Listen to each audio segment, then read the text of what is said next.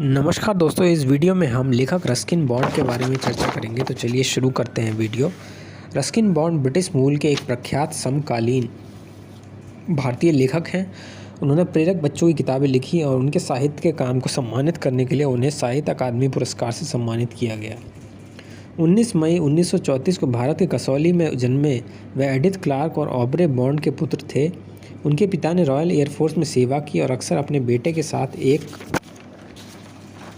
स्थान से दूसरे स्थान पर जाते रहे। जब वह 8 साल के थे तब उनके माता पिता अलग हो गए और उनकी मां ने उन्हें छोड़ दिया। उसने एक पंजाबी हिंदू से शादी की। बॉन्ड का अपनी मां के साथ एक जटिल रिश्ता था जो शायद ही कभी उन्हें स्नेह देने के लिए वहां मौजूद था और वे अंततः दूर हो गए। उनके पिता के अविभाजित ध्यान ने उन्हें बदले में मदद की।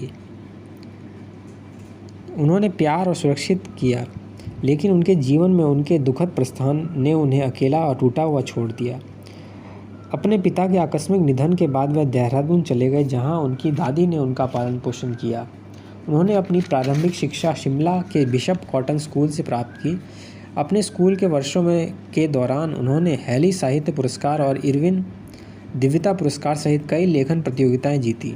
1952 में उन्होंने स्नातक की पढ़ाई पूरी की और इंग्लैंड चले गए और 4 साल तक अपनी मौसी के घर रहे। इसके बाद वह भारत लौट आए और कुछ वर्षों के लिए दिल्ली और देहरादून में एक पत्रकार के रूप में काम किया। बाद में वह हिमालय की तलहटी मसूरी के एक शहर में स्थानांतरित हो गए, जहां उन्होंने 1976 से स्वतंत्र लेखन का काम किया।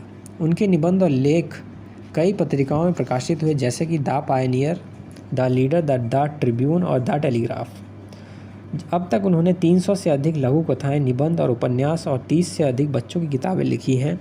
इसी के साथ इस वीडियो को यहीं समाप्त करते हैं। हमारे चैनल को लाइक, सब्सक्राइब और कमेंट अवश्य करें। धन्यवाद दोस्तों।